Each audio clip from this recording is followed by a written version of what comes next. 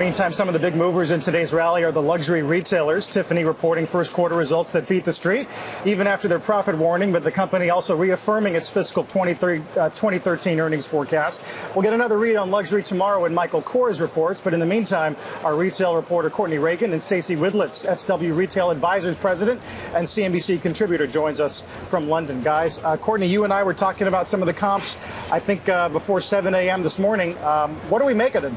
I mean, it's so interesting, right, Carl? We've seen Tiffany a little bit all over the map. Some weakness, though, still in the United States, which does worry me. Japan really strong. But when you look at those Japanese comps, I think we need to consider that prices there are also going to increase in the near future. So I think the Japanese consumers are being smart. If they want that Tiffany, they're buying it now when it's a little bit less expensive. But you can't ignore Europe. Even a positive comp of any kind, small or large, is impressive in Europe right now. Really interesting. I think perhaps even surprising the company themselves, because, of course, they did warn. I don't think any company would do that if they didn't think they really needed to. So at some point there were warning signs during that quarter.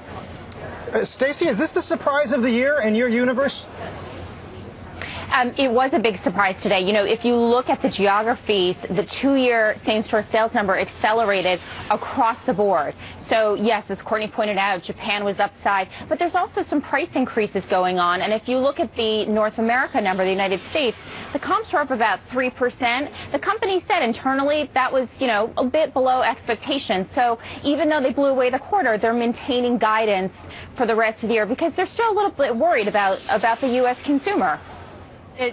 Stacey, what is the lesson here as we look ahead to the rest of the upscale retailers reporting this week, the likes of Kors? Is it a Tiffany-specific story, or are there themes here that read through?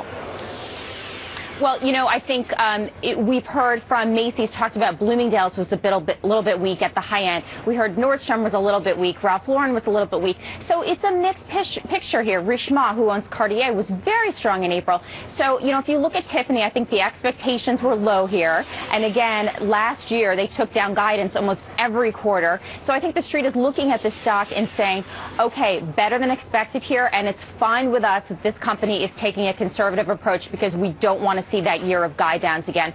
But business is certainly picking up at the very high end of the jewelry category, and that's the part of the business that they're focusing on as opposed to the entry-level silver category. Yeah, which sort of makes you, I guess, Courtney, could make you a little nervous about what Kors may say tomorrow? Possibly. And you know, Kors is so strong in accessories, but not obviously as high-end as Tiffany. And I think that this actually could be a lesson to some of these really strong brands out there. You can't be everything to everyone. And perhaps this is an inflection point for Tiffany. Maybe they decide, look, we got to push the high-end.